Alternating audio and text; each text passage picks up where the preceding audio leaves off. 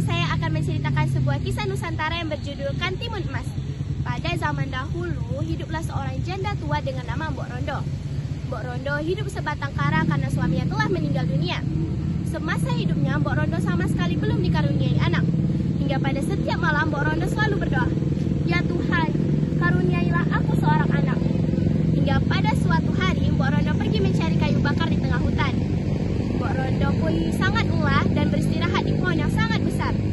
Sambil beristirahat, Mbok Rondo pun mengatakan, "Andai saja aku punya anak, pasti aku tidak akan lelah seperti ini setiap harinya untuk mencari kayu bakar." Lalu, tak lama Mbok Rondo mengatakan hal tersebut, tiba-tiba terdengar suara tanah yang bergelega, burung yang berkicauan, dan tiba-tiba munculnya seorang raksasa yang menghampiri Mbok Rondo. Raksasa tersebut pun mengatakan, "Hei wanita tua, aku mendengarkan apa yang kau katakan tadi. Aku akan mengabulkan permintaanmu jika kau mau mengabulkan persyaratannya." Mbok Rondo pun segera menyetujui hal tersebut. "Apapun persyaratannya akan kukabulkan karena aku ingin memiliki seorang anak." Raksasa pun menjawab, "Ketika yang lahir adalah wanita, maka ia harus kuambil kembali untuk kujadikan santapan." Karena merasa ingin sekali memiliki anak, Mbok Rondo pun menyetujui persyaratan tersebut. Dan tiba-tiba raksasa memberikan benih mentimun kepada Mbok Rondo. Mbok Rondo segera mengambil mentimun tersebut dan lalu ia bawa pulang ke rumah untuk ia tanam. Ia rawat buah mentimun itu setiap hari hingga menjadi buah mentimun yang besar dan berwarna keemasan. Terkejutnya ia bawa kembali ke rumah dan ia potong dengan hati-hati. Dan tiba-tiba muncullah seorang bayi perempuan yang sangat cantik. Ia beri nama anak itu Timun Emas. Hari demi hari, tahun demi tahun, Timun Emas tumbuh menjadi gadis dewasa yang sangat cantik. Hingga pada suatu hari, tiba-tiba terdengar suara tanah yang bergelega. Burung-burung kembali berkicau. Dan ternyata itu adalah raksasa yang menagih janjinya. "Hei wanita tua, aku datang kemari untuk menagih janjimu." Mbok Rondo yang merasa sangat takut menyuruh agar Timun Emas lari dari pintu belakang dan membekalkannya sebuah tas. Karena merasa bingung dan panik, Timun Emas pun segera lari dari pintu belakang. Raksasa yang menyadari akan hal itu sangat marah, segera mengejar Timun Emas untuk mendapatkannya. "Hei Timun Emas, kemari kau, akan kujadikan kau santapanku." Karena merasa takut, Timun Emas mengeluarkan satu biji buah yang ada di dalam tasnya. Ia lemparkan ke belakang dan tiba-tiba muncullah sebuah lautan yang sangat besar.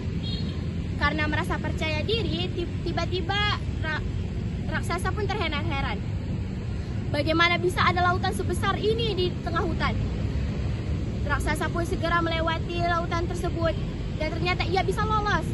Kemudian Timun Emas kembali melemparkan bekal yang ada di dalam tasnya ke belakang.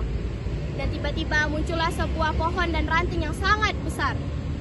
Karena merasa sangat kuat, raksasa pun lolos dari ranting dan kayu tersebut. Lalu kembali Timun Emas lempar kembali bekalnya ke belakang. Dan tiba-tiba muncullah sebuah perkebunan timun yang sangat luas. Karena merasa sangat lapar, raksasa pun makan timun tersebut dengan sangat lahap. Karena sudah sangat kenyang, Timun Emas pun tidur pulas. Timun Emas pun segera bersembunyi di balik pohon yang sangat besar. Beberapa saat kemudian, raksasa pun bangun dari tidurnya. Ia melihat Timun Emas yang bersembunyi, lalu ia kejar kembali Timun Emas tersebut. "Hei Timun Emas, kali ini kau tidak akan lolos dariku." Timun Emas segera berlari laju dan mengeluarkan satu buah terasi yang ada di dalam tasnya. Ia lemparkan kembali ke belakang dan tiba-tiba muncullah sebuah rawa yang besar dan sangat dalam. Timun Emas merasa sangat percaya diri bisa melewati rawa tersebut. Dan hingga pada akhirnya raksasa tersebut melewati rawa itu. Dan ternyata kali ini raksasa tidak lolos. Kali ini raksasa tenggelam dalam rawa itu dan berteriak meminta tolong kepada Timun Emas. Timun Emas sama sekali tidak memperdulikan hal tersebut. Dan ia kembali ke rumah dan berhidup bahagia bersama Mbok Rondo. Teman-teman, pesan moral yang dapat kita ambil adalah untuk selalu tidak menyerah kepada Tuhan. Maksud dari ini adalah kita harus terus berdoa kepada Tuhan bahwa kita bisa mendapatkan apa yang kita mau jika kita berusaha. Dan jangan pantang menyerah jika kita dalam kesulitan. Sekian dari saya. Wassalamualaikum warahmatullahi wabarakatuh.